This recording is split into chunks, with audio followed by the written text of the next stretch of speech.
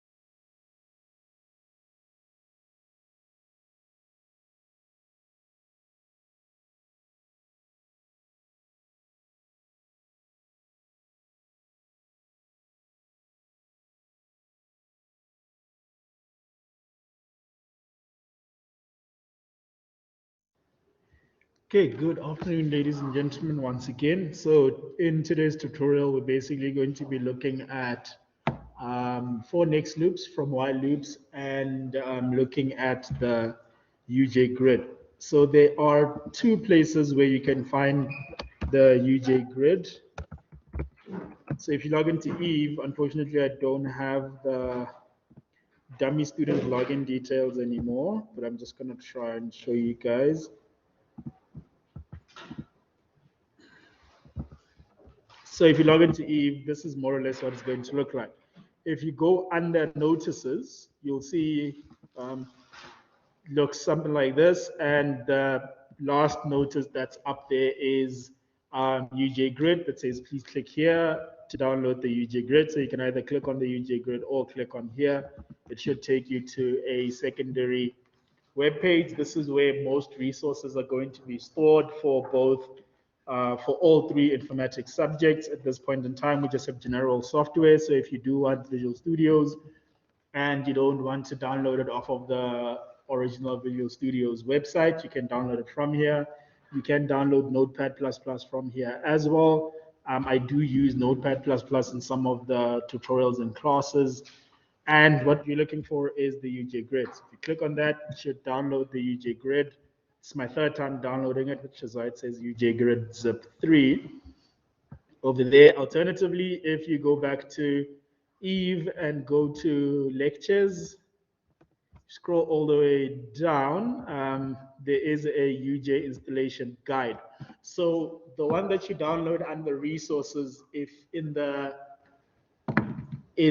zip file is the actual DLL itself, and that DLL is accompanied by a PDF to tell you how to install it. It's a different PDF to this one. This is a more up-to-date one. So if you click on the installation guide, you'll get information on what it does, why it exists, how to install it. And it's a bit more detailed than the one that comes with the UJ Grid that you get from the resources page. And next to the UJ Grid installation guide, if you click on additional files, it will lead you to the actual DLL itself. So if you try to download just the DLL, it's going to tell you because it's a DLL, it might harm your computer. Just click on keep, and your UJ Grid is downloaded. So those are the two places where you can find the UJ Grid. So let's go ahead and install it.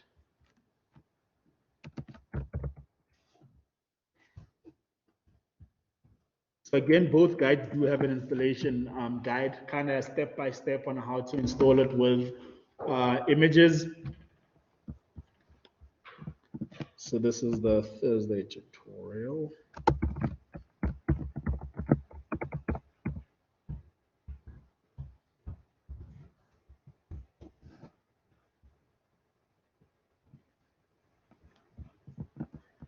Also, if you don't create a Windows Form app .NET framework, your grid will not show up because it is not compatible with the 6.0 framework, .NET framework.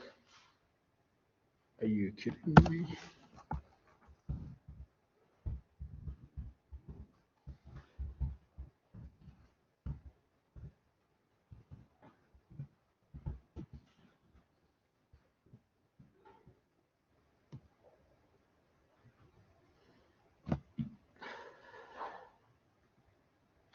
Okay, so once you have created your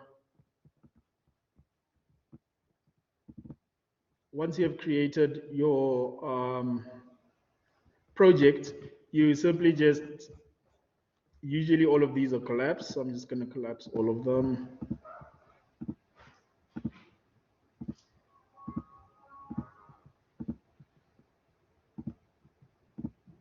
So over here, you can just right click and choose items. So from choose items, it's going to load all of the items that you can add, and just go to browse, choose exactly where you have the UJ grid, where you've downloaded it or where you've put it.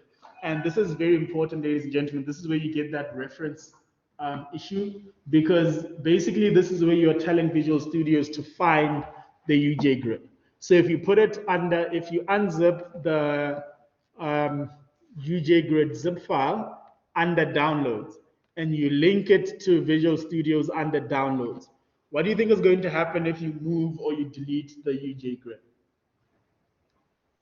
What do you think is going to happen? Yeah. it won't be able to find it anymore. So you're going to have that long error that says it can't find the reference has been removed. So basically, this is the way to delete that error. If you do get that error, delete the UJ grid off of the form and then delete the UJ grid from your toolbox. Then you need to find where the DLL is and marry the two. So simply click on, what I did is I put mine under documents and then UJ grid.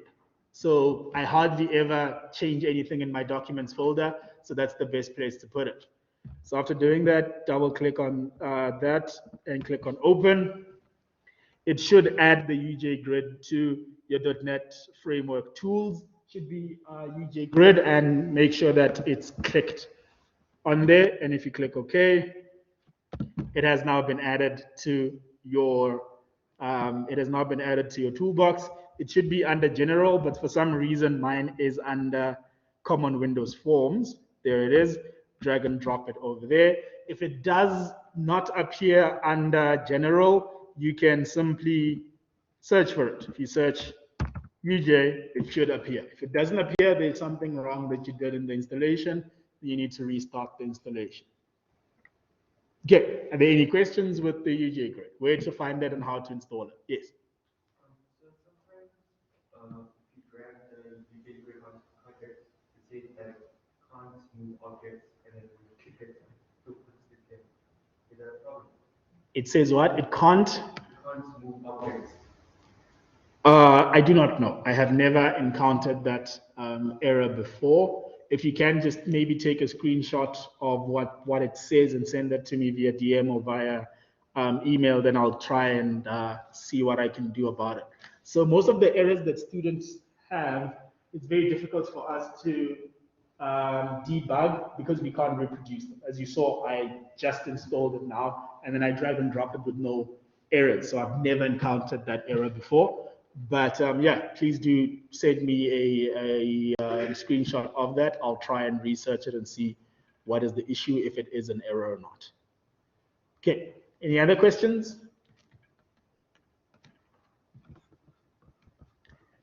Online people, can you guys hear me?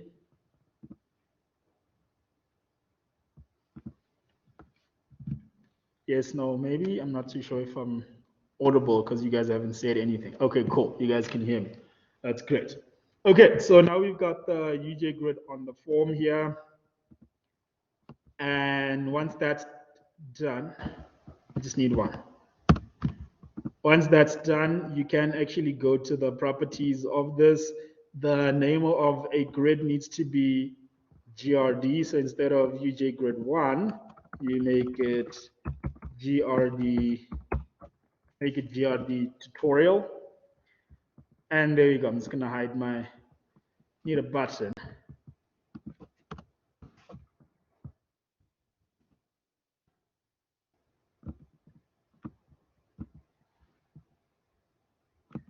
Here's my button. Let's put my grid over here.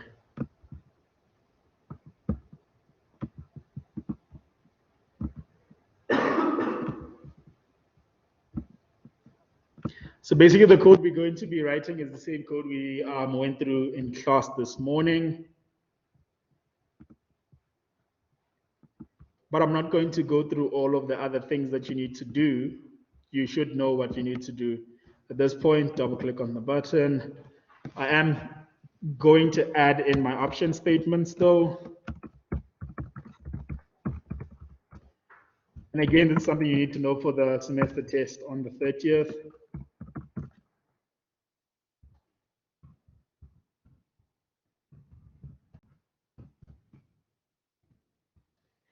And in the button, before you get to the button, you guys learned about the form load function not too long ago. I think we started 2 days ago with that.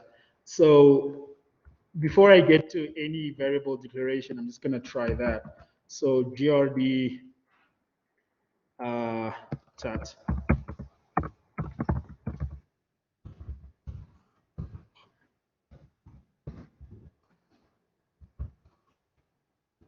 Okay, what do you think is going to happen when I run that?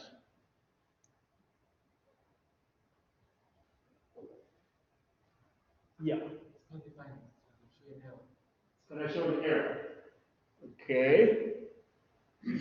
But usually if it shows an error, there should be in like a little squiggly line. Wait, what is undefined? What are you saying is undefined?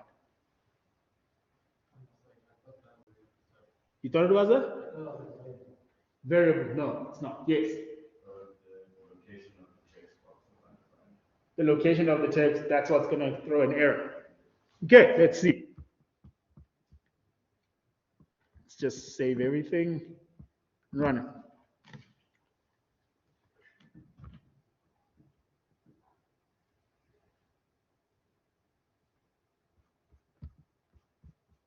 It hasn't crashed.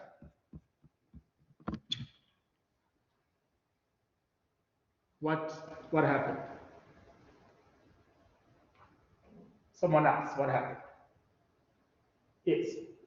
I think that hash was indicated by default. By default, okay, so what's the default value? I think it's 0 in the columns. Okay, so by default, row and column will be set to 0. So if you don't specify a row and column, it's going to give you the default row and column. But if is that what we wanted to happen? Well, yes. Usually in the slides it does say row 0, column 0, and the hash needs to be put in row 0, column 0. But this is not the right way to do it. We always need to specify which row and which column we want to add text into. Okay, so I'll need to say here the cut dot call is equal to 0.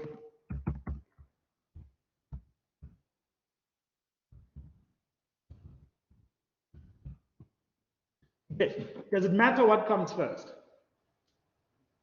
Does it matter if it's rows then columns or columns then rows? Yes, no. I see people shaking their heads. Who says it does matter? Show of hands. Okay, does it matter if it's row, then text, then column? Okay, so why does the one matter and the other doesn't? What is the difference? So you're basically saying this doesn't matter.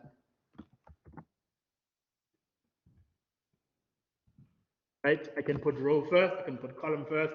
It really should not matter. That's what you guys are saying. But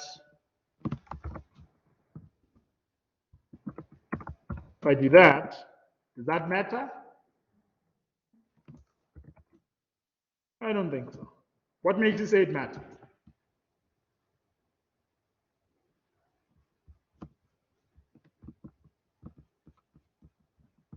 It's still in the right place. What makes you guys say it matters? Yeah, stop. When you split the rows and columns between the text box, it's when it wants to work on a different, yeah, that's how I remember it. It wants to work on a new set of coordinates of the text box. After what? What does it, why does it? After you use GRD text. Move this out of the way. So what are you saying about this? After the hash, Yeah? working on different text box. We're looking at different textbooks. Okay. The reason why it's working now is due to the reason why it worked in the first place, because the default row and column is 0, 0. So it really did not matter in this instance. But in order to place text inside a grid, we need to know which row, we need to know which column, and then we need to know what text. So the text only comes after both row and column have already been specified. It doesn't matter in which order row and column is, but the text needs to come after that. So that's why this is incorrect, but this would work. Okay, not that specifically. This would work. And if you say the second one would be here the tat dot call is equal to 0. Here the tat dot row is equal to, no, row is still 0, the column is 1. And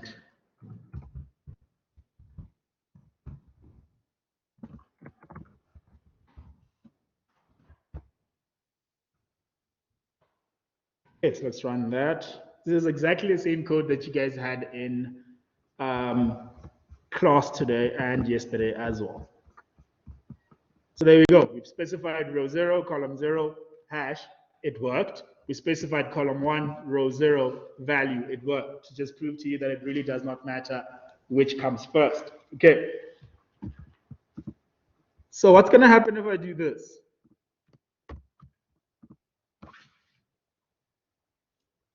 What's the distinction? What's going to happen if I say calls instead of call? Yeah.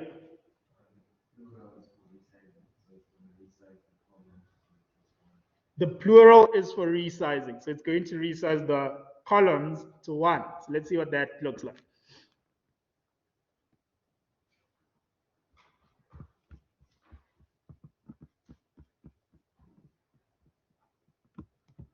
Okay, so we've resized it.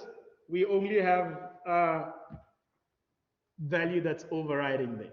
So you need to know the difference between plural and singular. So whenever we want to resize it, we make it plural. So if we want to have more columns, we'll say grd.calls is equal to whatever number of columns we now want.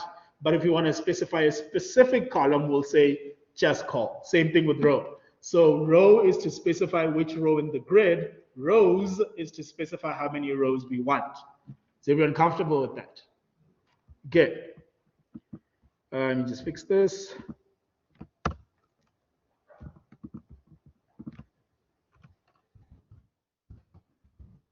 So my variables will be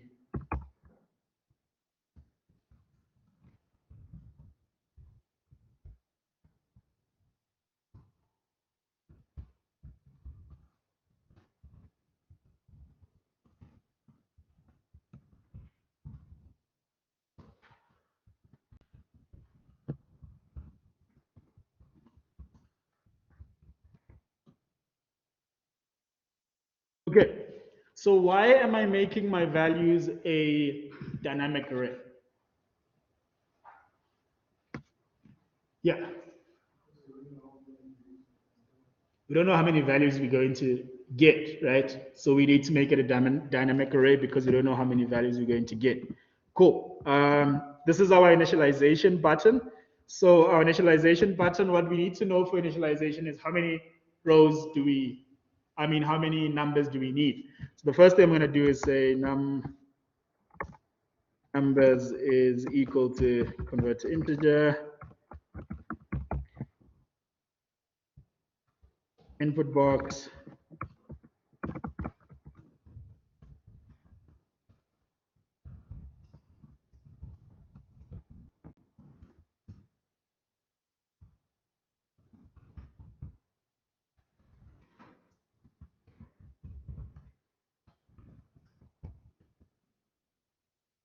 okay, so over here, the first parameter is the message that will be shown to the user.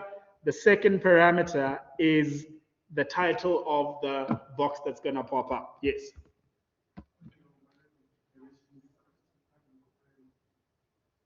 Oh, sorry. That is my bad.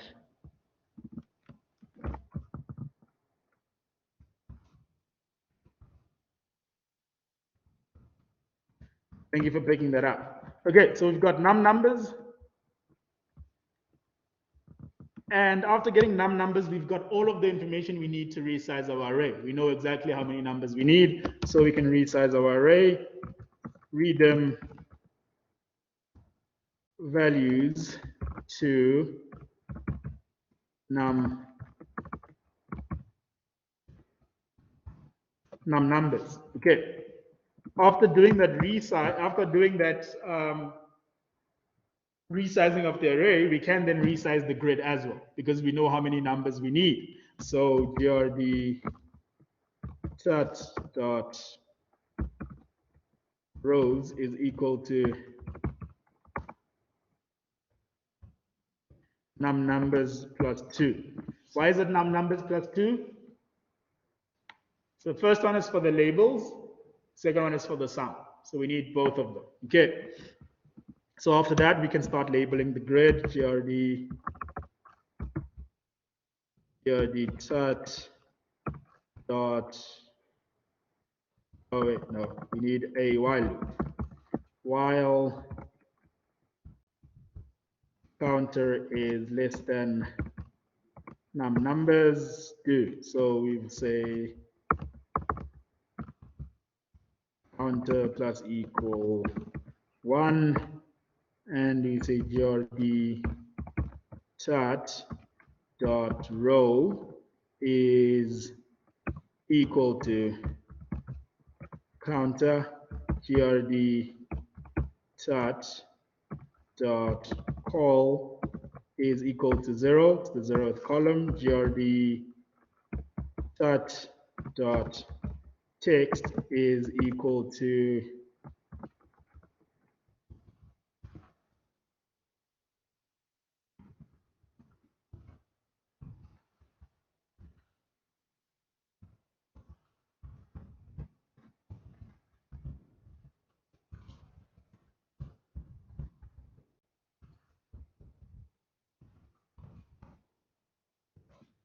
count. Is everyone okay with that? Yeah. So when you know when to use like the and symbol, like When do you know when to use the and symbol? Okay, to use the and symbol whenever you wanna, the actual term for it is concatenate a string. Whenever you wanna add something to a string that is not a string. So I've got my string over here, I've got value hash, that's my string. And then the and percent is to say I want that plus something else. And then whatever it is that I'm adding is not necessarily a string, it is a integer, but I'm converting it to a string. So it's basically just adding more characters to a string. That's when you use the and percent. so would you do the same thing, if in your input box, like if you had string and you had Yes, so over here, if I had to put in a value from a variable, I'd say and percent. I want the string and I want this value to be input into there as well. Okay, so you'll have a look at what that looks like now. If we say run it, and already by default, I've already set the row and I've already set the initial ones in my form load. So if I click on button 1, it says how many numbers do you want to add? 6 numbers. Okay, then I've got value 1, value 2, value 3, value 4, value 5, value 6. Okay, then there's one more missing after value 6 that I obviously need to fix. But let me stretch out my form, my grid, so it fills out the whole thing. Save that. Go back to the form. There's one more thing I need to add. And then I'll say grd tut dot row is equal to counter plus 1 because I want counter plus that last one there. Grd tut dot call is equal to 0. It's still 0. Grd text, grd tut dot text is equal to sum. I don't know what the sum is, but I'm just going to leave it at that. Run it.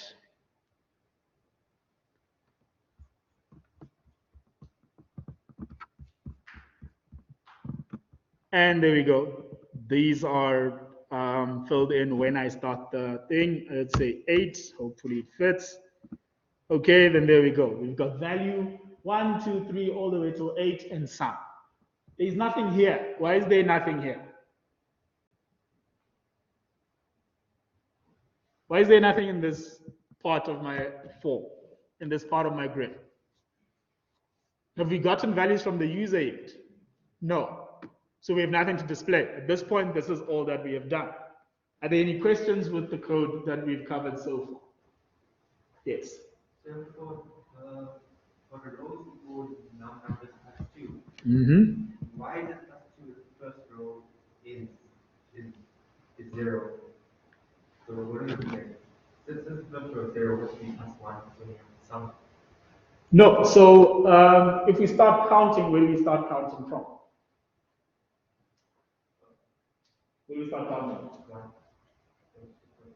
Not necessarily. You start counting from 0, right? But if you start counting from 0, is 0 an entity or not? It is. Okay. So what seed number is this seed number? This seed number. 0 from counting from there. What seed number is this seed number? It's 5. So 1, 2, 3, 4, 5. Okay. It's not really 5. It's 6. Because you start counting from 0. So 0 is the first one, right? So this is the one that we're looking for.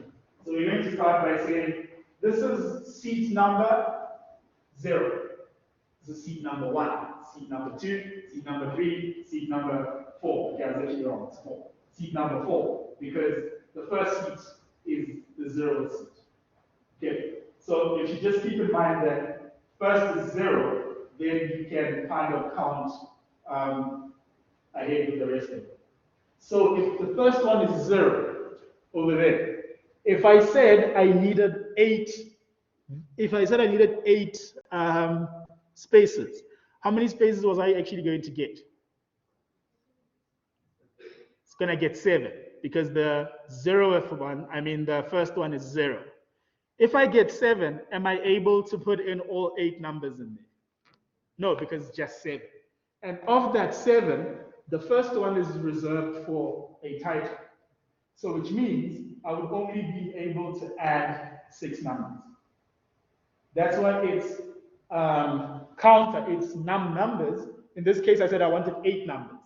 So it's 8 numbers. If you look from 1 till 8, it's 8 values.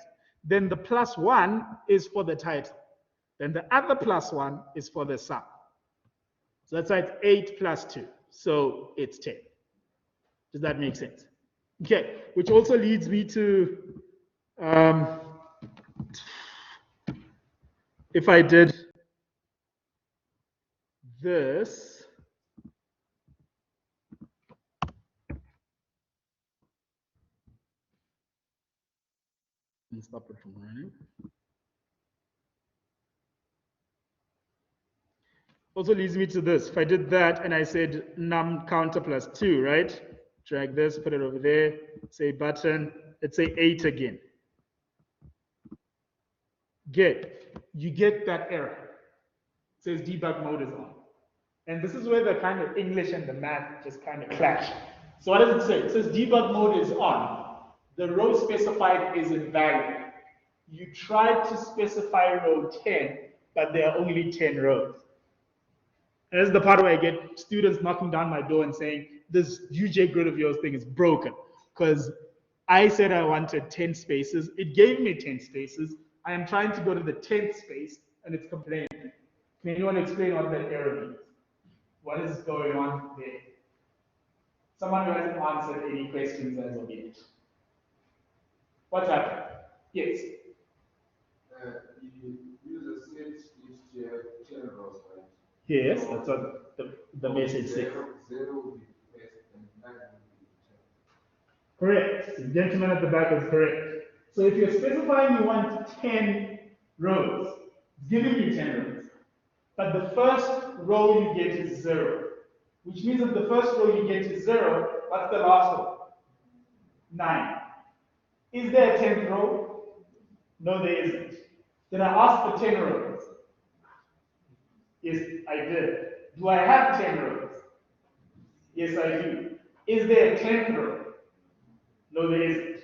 Does that make sense to everyone? Okay, so when you get this error, it means you are 1 row short. Okay, so the typical question I usually get after this is, so now it says that, and it says, okay. And it doesn't write anything at the bottom there, because I did not specify that I wanted it. I said I wanted the 10th row, there is no 10th row. That error means the grid or Visual Basic is under debug mode. As you saw, it said debug mode. So under debug mode, it's kind of being nice to you and saying, what you're doing is wrong. I can't find that row, but I'm not going to crash. I'm just going to let you know I can't find it and leave it at that. Okay, debug mode is for when you are debugging. It says so in the name. But when you submit something as a final product, are you still debugging? No, you're not. So there's a piece of code we're going to give you for your practicals. When you submit them, you need to add that little piece of code. It deactivates debug mode. And when it deactivates debug mode, what does that mean? When you submit it and you've got that sort of error, your code is going to crash because it can't find the 10th one. Instead of being nice to you and saying, I'm still going to continue, we are going to switch off that feature and your code is going to crash. And what do we know about code that crashes? It does not get the execution marks. So you need to make sure you don't have such errors in your final upload. With that being said, are there any questions? Because now you know there's marks to be lost here. Yeah. So if you wait for students to turn off debug mode to see if when they hand it in, if it works. Yes, so as I said, there's going to be, there's one line of code where it just says debug mode off. We'll tell you what that line of code is. So as you are programmed, you don't need to put that line in because you still test it, right? But when you submit, just like your option statements, when you submit, we're going to expect that line to be there. If it's not there, we're going to put it in ourselves. Yeah, so by default, debug mode is set on, so you don't have to set debug mode on. It's on by default. Switching it off takes a bit of effort. It's just one line of code. Good. Any other questions? Cool. So everyone understands exactly what's happening in this while loop.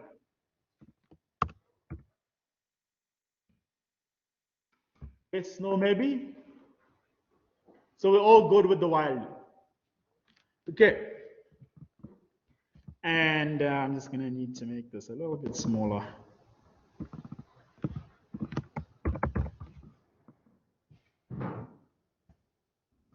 So button 2 is where we're going to do the adding. So in button 2, the first thing we need to do is reset counter to 0.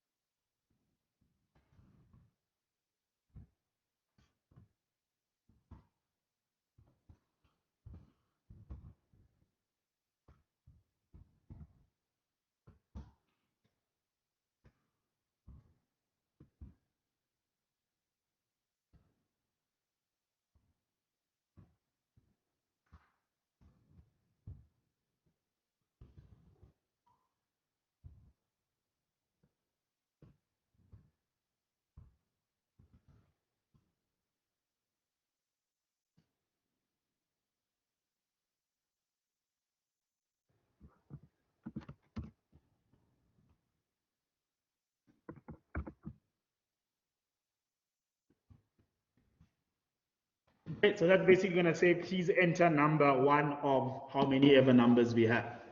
So this is an example to show you that you can actually, whenever you want to add something to the string, you have to put a %. So please enter number, counter, and of, and num numbers. Okay, so once we get that, we're going to then say,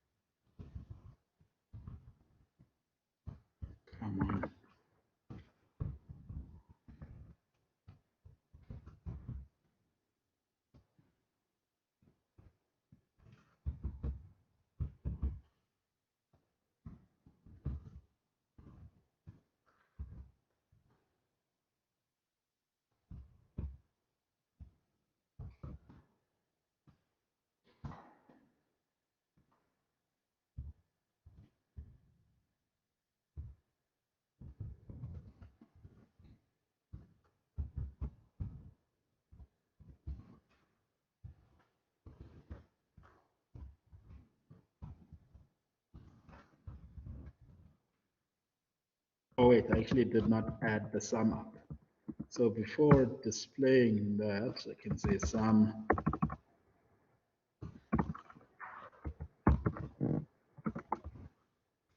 Oh gosh.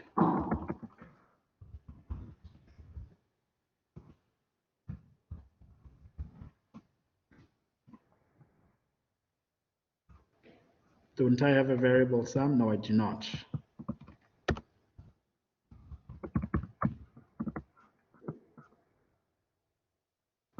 No.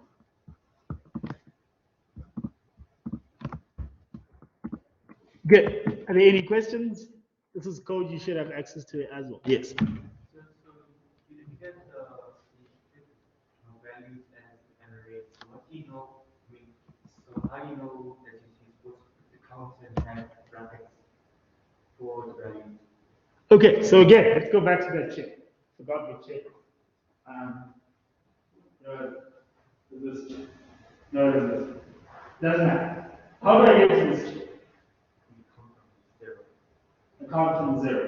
Okay, so if I say, if this was my class, all the way to here, that's 0, 1, 2, 3, 4, 5. So there's 6 chairs all the way to here. And I want you to sit in one of these chairs. What instruction am I going to give you? You're going to tell me to go to chain number one. Chair number 1. Okay, so go to D201, chair number 1. Go to go to the venue, chair number 2, chair number 3, chair number 4. If I just said go to the venue, will you know where you're going? Will you know which seat to sit? No. Same thing applies over there. If I just said I want to store the values I'm getting from the user in my array, does the program know where in the array to store those values? No, it doesn't. So this is my array. In the brackets is where I'm specifying which seat or which area or which space in the array to store those values. When I'm starting off, what's the value of counter? Scratch that. What is the point of counter? To increment, why are we incrementing? The point of counter is to count, right? Where are we? We start at 1, go all the way to whatever number we're going to, right? So in the beginning, when I get to line 38 for the first time, what is the value of counter? What's the value of counter? Yes. Value of counter is 1, right? Because in the line before I said counter is equal to 0. In the while loop I say counter plus equal 1, which is counter is equal to counter plus 1. So at this current moment, counter is 1. So I'm basically saying whatever value I am getting from the user needs to be stored in my array. But not just anywhere in my array, it needs to be stored in index 1. So in the first available slot of my array, that's where I'm going to store the value I'm getting from the user. Okay. Then from there, I am saying sum, which is actually supposed to be a capital letter, yes. Yeah. I'm saying sum should equal to sum plus my array. Am I saying it should be equal to the entire array? No. It should be equal to my array, but whatever value is in index 1. So whatever that value needs to be added to sum. Then from there, I'm displaying that value into the array, and then I'm getting to the next wow. Now counter is 2. So I'm saying my array, space 2, should store whatever the user gives me. Okay, you'll see that when I run the code.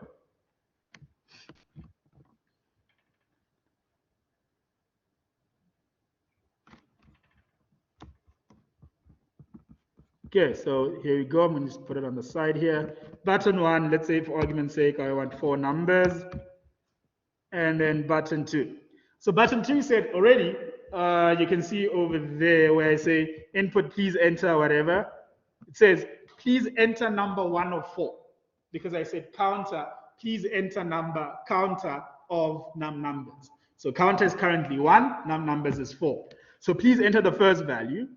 First value is 43 for argument's sake. As soon as I press enter, see that it added 43 into the grid, because that's what I said. After I want to store 43 into the array at index 1, I want to then display that value at in the grid. So it says what's the second number, third number, fourth number. And there you go. So the brackets in the array is to keep track of where in the array we are. Goes from 1, 2, 3, 4, and so forth and so forth. Yeah. So if you beginning, for example, say that as value and different brackets are different, for example, 10 in 5 brackets, would we have 10 different 10 different variables with the value 1, 2, 3, 4, 5, 6, 7, 8, 9, 10 in each bracket?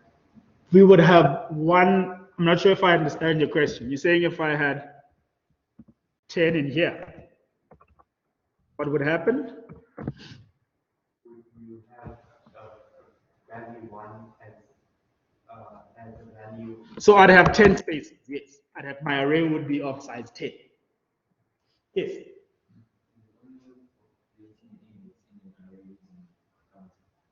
No, don't have to use counter. You just use, we're using counter because counter counts from 1 to whatever number it is that we're looking for. You could just say, could be just as simple as saying, if you scroll down, could be just as simple as saying,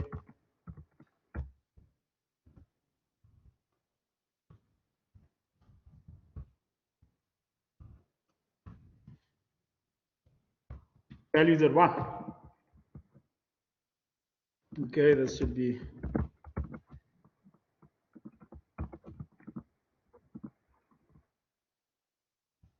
Let's save that. Let me run it again. So you don't need counter as long as you have a number that says that has a valid index. So if I say value at 1, if I say numbers and I say 2 numbers, second button I say, so value at 1 is 23. It's the value that's stored in index 1. So you can actually use the actual number. But since we don't know what number we have, we use counter because it's going to go through every single number. Does that make sense? Okay, any other questions? No, okay.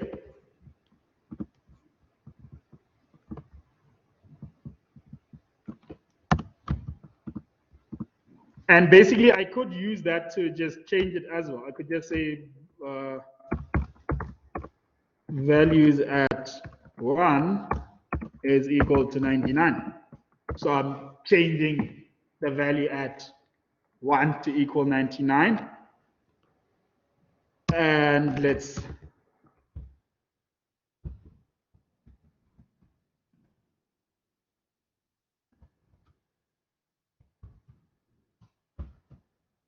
see if that will work if I don't convert it.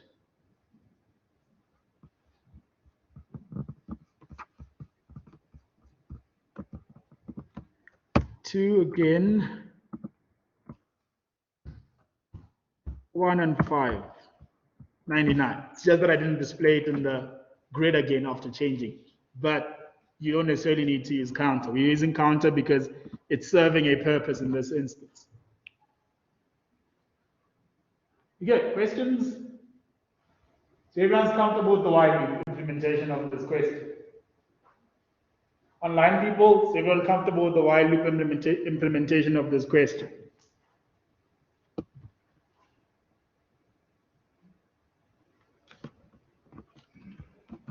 Okay, so we learned about the while loop. I'm just going to collapse these quickly. So along with the while loop, there is a for next loop. So a for next loop is a bit easier to control than a while loop. So what I would change for this is instead of saying while, get rid of the entire while. Okay, actually, let me comment out the while because it's not as easy as converting from an if statement to a while loop. So I'll have a for loop. So I'm using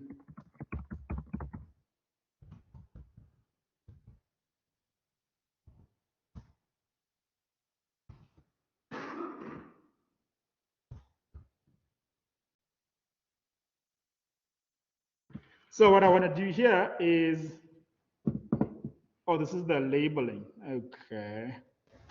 So what I want to do here is grd dot, basically I could copy this. Yeah, I could copy this. Ladies and gentlemen, please do not copy and paste. It's bad coding practice.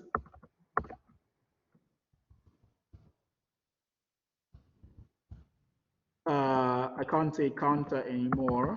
That is I column 0 value I. Good. Now I no longer have to say counter plus 1 because my next, okay, I'm not using counter, I'm using I. Anyway, okay, fine. I'll use counter.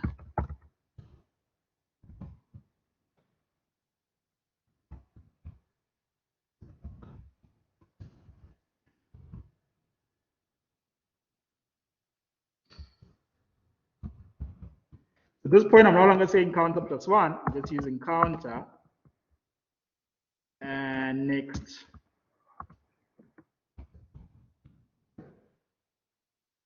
counter, see if that works.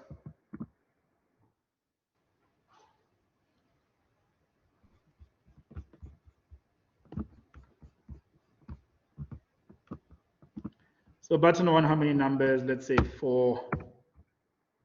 And there we go. So we haven't changed button 2, we just changed button 1. So it's doing exactly what it should do with less lines of code. So the difference between the two is, as you can notice, the part that is grayed out is we're still using a while loop. A while loop is, it's going to run until the condition becomes false. A for loop does not have that. A for loop will run from the initial value to the last value. And over here, we needed to increment counter plus 1 inside the while loop to make sure that eventually the condition becomes false. With a for next loop, when it gets to next, it will automatically increment that variable by 1. So we no longer need to increment counter by 1. Also, when we get to displaying afterwards, we no longer have to say counter plus 1 because at the moment counter becomes numbers, it then next counter becomes the number after it. So we no longer need to increment that by 1.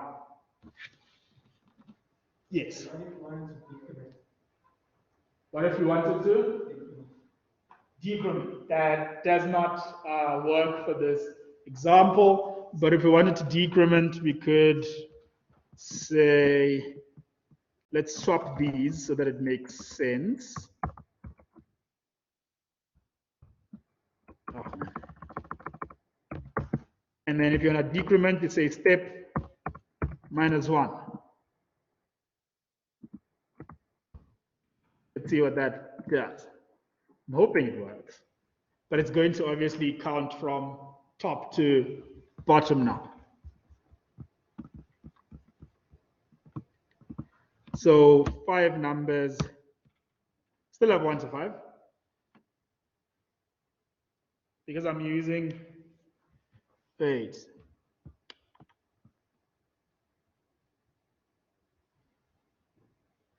Numbers, that shouldn't work.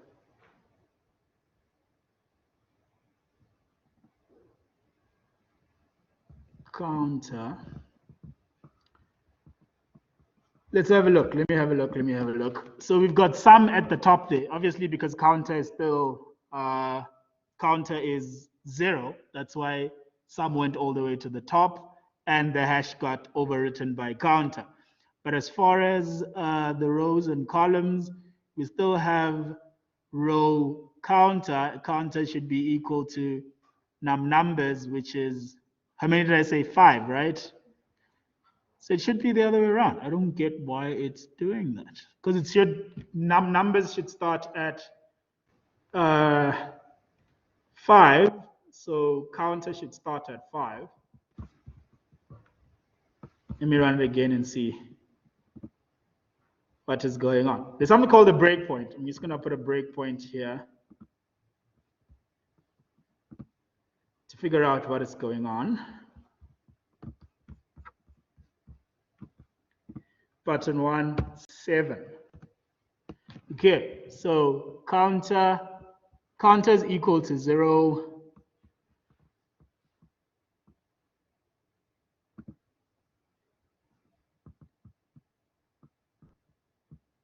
Counter is equal to 7. So this should go to row 7.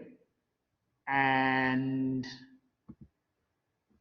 no, sorry. Let's go to row 7, column 0. So row 7, column 0 should say 7. Okay, that's how it works. That's why it works. Because it does go from bottom to top, but it goes to row 7, then 6, 5, 4, 3, 2. So the text still looks all right, but we are counting backwards. Okay. So a breakpoint just allows you to break your code while it's running and inspect what's happening. But don't worry too much about it. We will teach you how to use it later on down the line. Yes.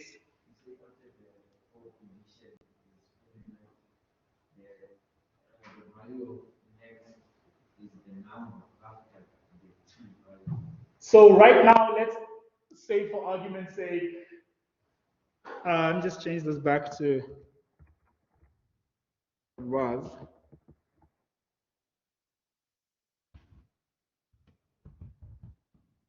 Let's say right now the value of numbers is 2, right? It's going to say it's going to start 4 counter is equal to 1 to 2. The first time counter is 1, we're going to say row is equal to 1, column is equal to 0, value is equal to 1, right? And then we're going to go next counter. What does next counter do? It increments counter by 1, right? Now counter is 2. Then we can still use it because we're still going from 1 to 2. So the moment counter becomes 2, we can say row is equal to 2, column is equal to 0, text is equal to value 2. Next counter. What is the next counter? 3. Is 3 part of our for loop? No, it's not. Do you see that now? Counter is now 3. It's no longer 2, it's 3. And then that's why in the next one, I don't have to say counter plus 1 because I'm already at numbers plus 1. I'm already at 3. That's what I was trying to explain. Does it make more sense now? Okay. Any other questions?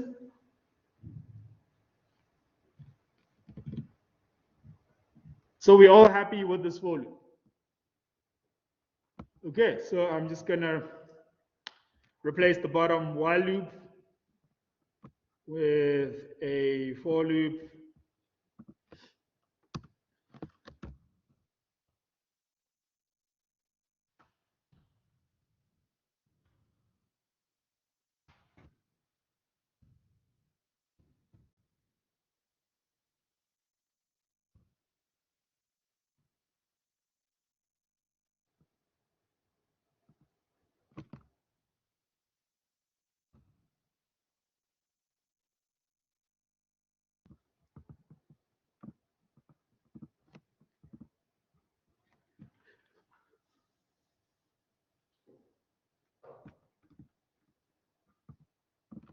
Same thing applies here. Instead of saying counter plus 1, let's leave it as counter.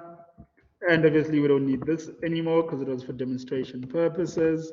So let's save it and let's run it.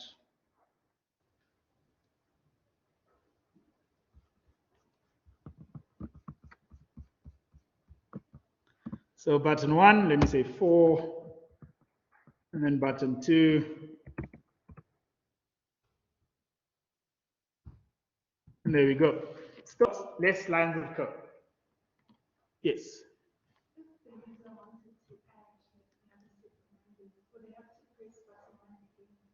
If they wanted to? Yes, in this case, they would have to press button 1 again. It says, how many do you want to add?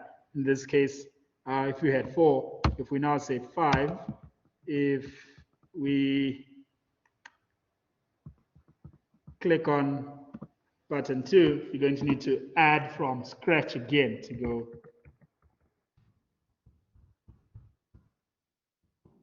There you go. Now we have 5 instead of 4.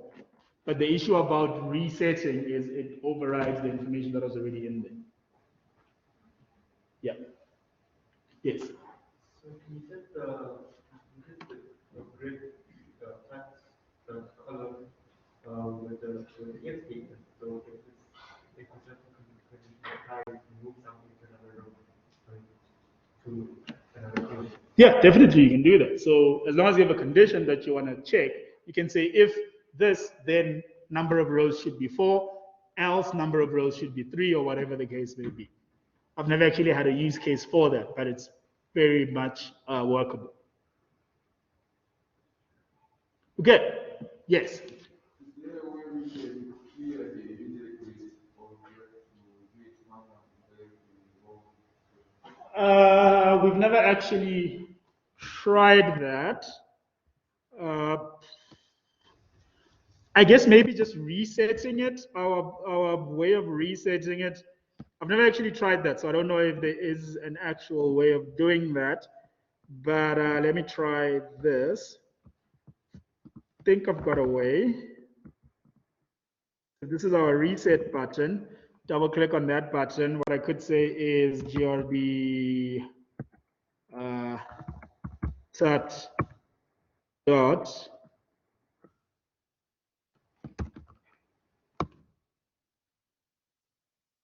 No, there is no clear. So there is no clear thing. So you'd have to do all of them. So the best way I think of doing it is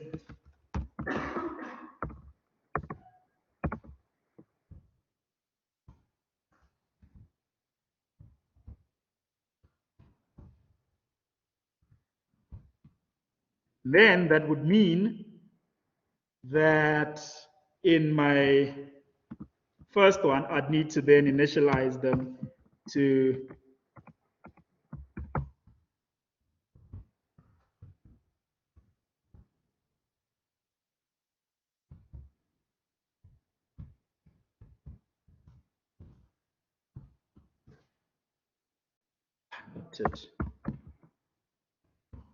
okay, so that should work.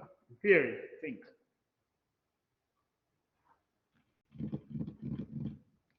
No, no, it won't work. It won't work. I see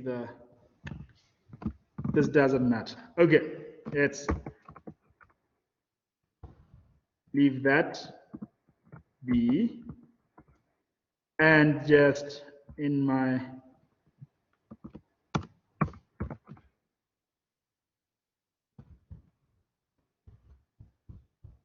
I like to put my buttons in the same order they appear on the form. So that's the last button, so it should be at the bottom. Let's see if that works. I'm hoping it does. Okay, so button 1, how many? 5. Button 2, 1, 2, 3, 4, 5, 15. Number of columns cannot be less than 1. Okay, number of rows cannot be less than 1. Okay, it kind of worked. And then let's go button 1, 4. Okay, cannot be less than 1. So try 1. So in most cases, what I'm trying to show you here is in most cases, most of the questions that you guys have, you can get the answers to if you just play around with the code that's in front of you. Because none of the stuff that I'm doing now was part of my tutorial. I'm just going with the questions that you guys are asking. 10. Oh, there you go. Everything's gone except for, okay, value's gone as well. Meaning in order to get value back, I would need to, I need to copy that code.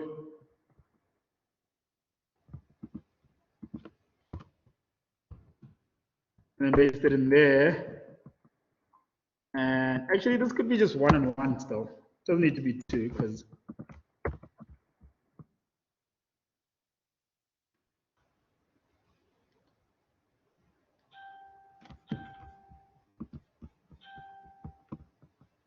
so if I say how many 3, 1, 2, and 3, and then reset button.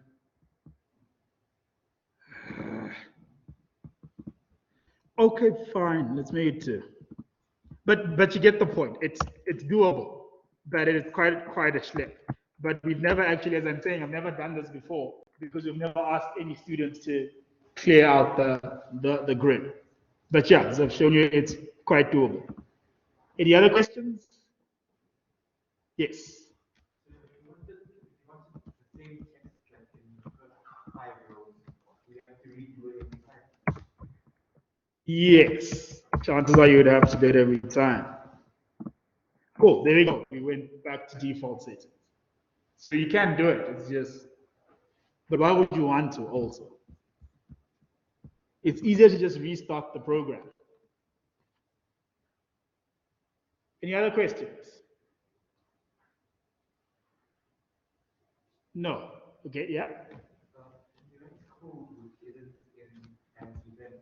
My what? Can you write code which isn't in like the party event or the form loading? What if you just write it in the form? Or what way? So remember, Visual Basic is an event-driven programming language. So in order for that code to run, it needs to be triggered in some way. So if it's not part of an event, if there is no trigger, then that code will essentially never run. So it always needs to be inside a event or called within an event. Good. So this morning we learned about subroutines. So the issue with this is it's quite modular, right? We've got 3 different buttons. Each button does one thing. We've got our initialization code in the form load, but we're still repeating a lot of code. Still repeating a lot of code.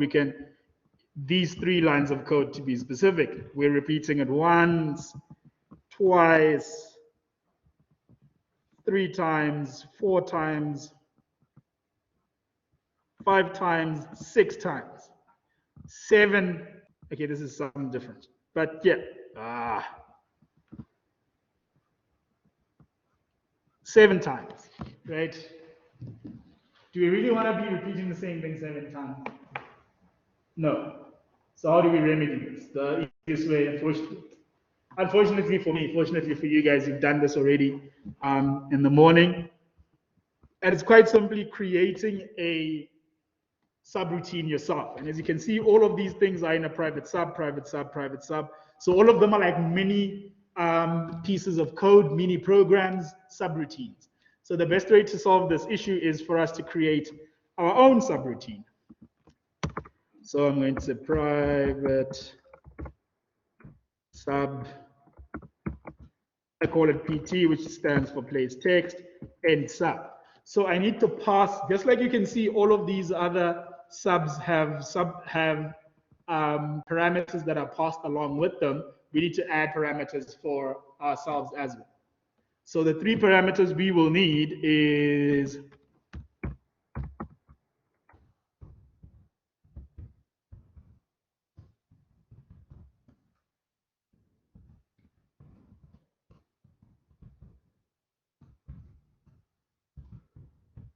we're passing R as integer, C as integer, and T as string.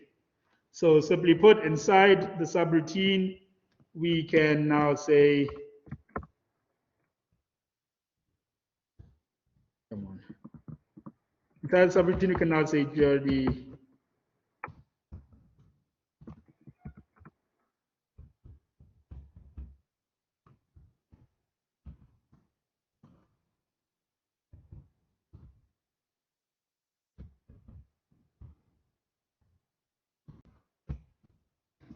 those 3 simple lines.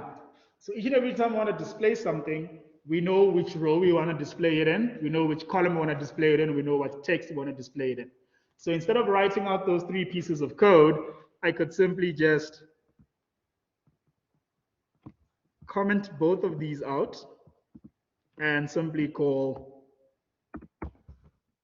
PT and what row, it's row 0, what column, column 0, what's the text, it's a hash. And for this one as well, PT, what is the row? It's row 0. What is the column? It's column 1. What is the text? It's value. Save it, scroll down, I'm calling it here again. So I'm just gonna comment all of that out and just call PT.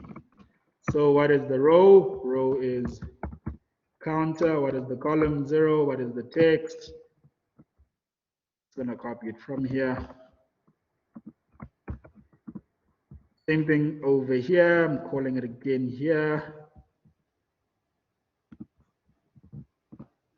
So PT, what is the row? Row is counter.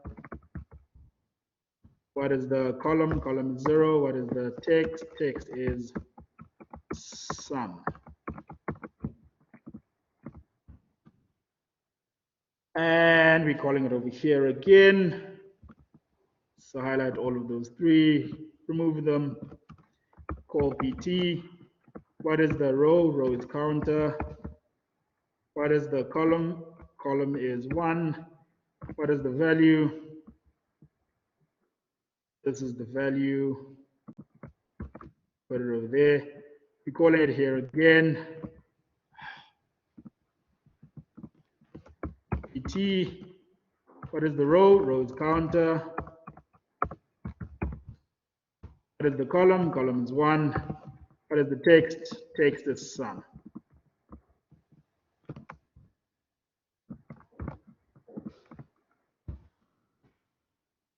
And we're calling it twice here again, but we've called it over here. So I'm just going to copy this piece of code. It's the same thing. Go all the way down, remove that, and paste it there. Do you see how much less code we now use? Do you guys understand exactly what's happening here? Are there any questions with this subroutine? Yes. Okay. By val means, so basically this is you saying you are calling the subroutine, but you want to pass parameters with it, right? There's two ways of passing parameters. We can either pass a parameter by value or by reference. So by value basically means we are not sending the actual, whatever R is. So over here, R is 0. So we're not sending the original 0. We are making a copy of the 0 and sending in the copy. So if we're ever going to use that value again, it's going to be the original, not the one that went into the subroutine. But at the moment, you shouldn't worry too much about that. It's inconsequential, but you just have to do it by value. By reference, always have that same concept equal to the same value. So basically, if I changed R in here and I said R plus 1, it's no longer going to be 0, it's going to be plus 1. But because I sent it by value, I made a copy, only the copy is going to be changed. The original one will still remain the same. So after the subroutine is done running, the original will still remain the original. But if I sent it by reference and I did something to the original in the subroutine, it would do that, that change would propagate to the one that's outside. But again, don't worry about that. We will get to the differences between by val and by ref and by val later on down the line. Okay, just right now, whenever you're passing something, always pass it by val. Okay, saving everything and run it. At this point, it becomes less interesting because the code is going to do the same thing. There's nothing new that's going to happen. Button 1, how many do you want? 4. Button 2, 1, 2, 3, 4, 10, reset. The difference is now I'm using way less code. So actually, let me, instead of just commenting it out, let me just read it.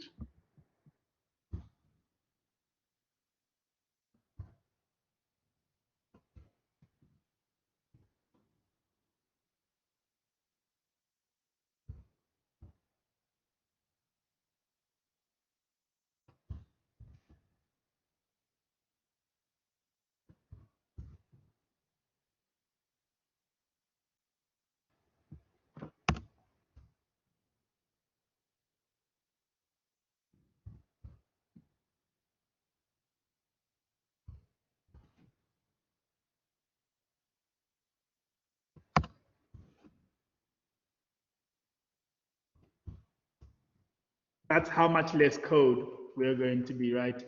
All because of the subroutine that whenever we want to display, instead of writing out those 3 lines of code, we call the subroutine, tell it which row, which column, and which text. So question, does it matter whether I pass my column or my row first? Lies, it matters. In this instance, it matters. Why does it matter? The parameters.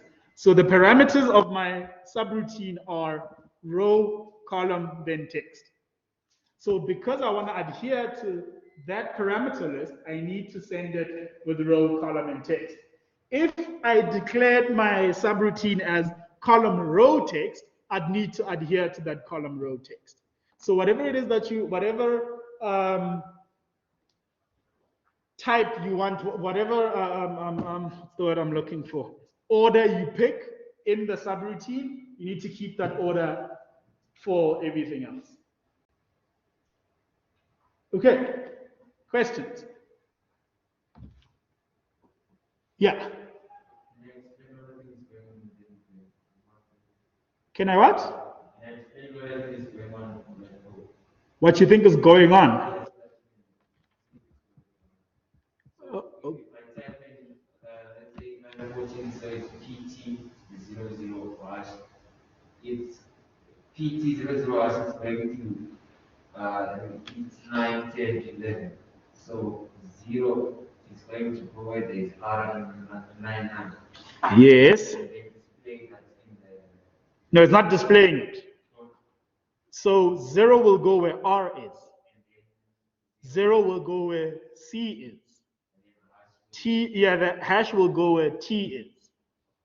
And then because you need row column text, we have row column text. It's basically going to do that. Whenever I'm writing PT, in other words, the subroutine is going to write the 3 lines each time. Each time. So let me put a breakpoint there and let me run it and we'll see what happens. So right now I'm at PT, right? And I'm going to say, did you see what it did? It went from line 14 to what line? To line 8, right? And then now it says R is equal to, if we look at R is 0. C is 0. T is the hash. And then when it's done with the subroutine, it goes end sub and it goes back to line 14. And then now we get to line 15, where it's going to jump from line 15 to line 8. And then again, we've got T, we've got R is equal to 0, C is equal to 1, T is equal to value. If you're wondering where I'm getting this information from, it's over here.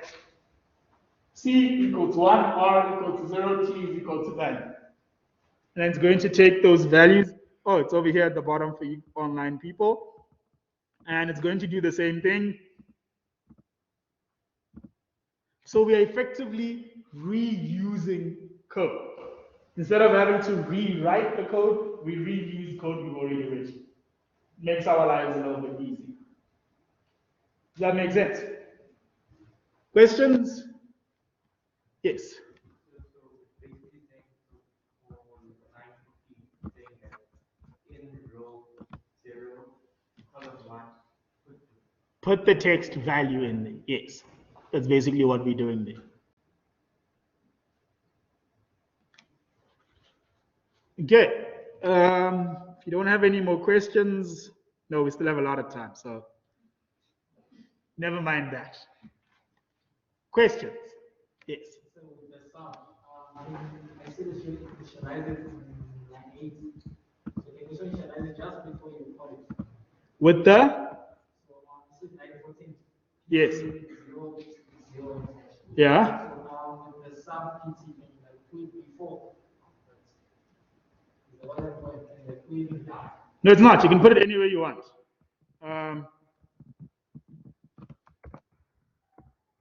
Put it at the bottom here. If I run it, again, I still have that breakpoint there. If I run it, it's going to break at line 10. And then if I say go down, it goes all the way down to 48. So basically at that point where you have the subroutine name, it's gonna scan the entire code to try and find them. And if it's in the same file, it'll find it. So it doesn't matter where you put it. As long as you don't put it inside another private site, it should be okay. It should be easily located. Questions? Yes. So is it possible to declare like the variable R, C, and T outside of brackets? Is it possible to? To declare like R is integer, C is integer, T is string outside of the brackets? Or should you always declare it in the brackets? It should, they are passed as parameters. So the parameters are always within those brackets. Yeah. Can't it be named anything other than R, C, and T? It can. It doesn't really matter. This can be Bob. This can be Sally. This can be Tom. As long as they correspond to Bob, Sally, and Tom. But obviously don't name them Bob, Sally, and Tom, because what the hell does that mean? So at least you know if it's R, it corresponds with a row. If it's C, it corresponds with a column. If it's T, it corresponds with a text. But yeah, quite simply, nothing is going to stop it from there. Now I'm passing it. If you look at, if you just scroll down and you look at that, when I'm calling it over here, I am passing it Bob as 0, Sally as 0, and Tom as the hash. So it doesn't really matter what you name them. But R, C, and T seem to be the most suitable variable name. So there we go. Just to show you it still works. If I say 3, debug. What did I press? I don't know what I pressed. Let me press that again and say 3. Something weird is going on here. Let me figure it out.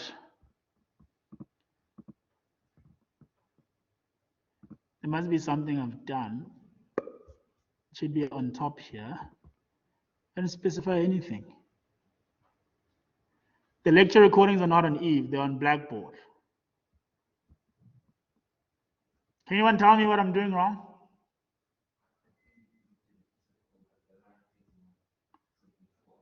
Line 31.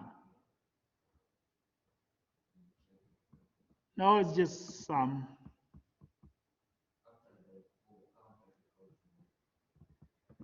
This is next counter. Where? Yeah, but this is in a button. So right now, the code that's crashing is this code. Save it, run it. No, it's not that code. Sorry, the code that's crashing. You are correct. The code that's crashing is this code.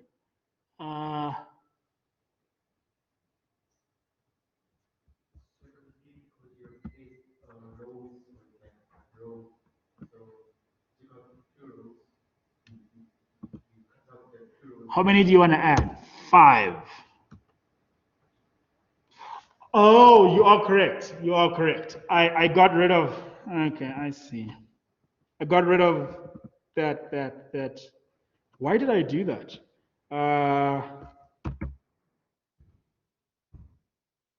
Here dot rows is equal to numbers plus 2. That's the line of code I was missing.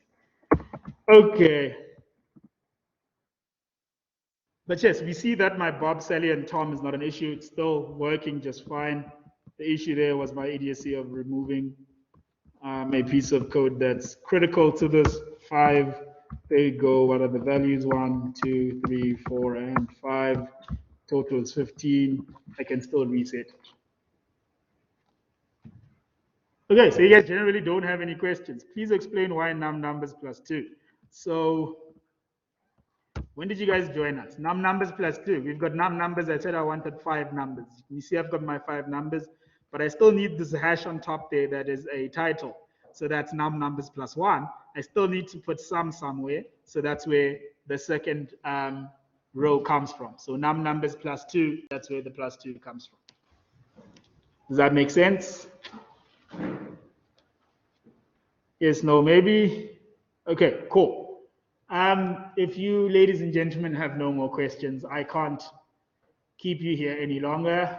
This is the end of today's tutorial. Yes. So can we think of the number of rows that you want as exactly how many rows you want, and the labeling is the first row is labeled as Plus 1, yes. 0, 0, yes. So if you want 5, you always have plus 1 for the labeling. And then if there's more stuff that you want to add after that, that's also plus numbers as well. Good.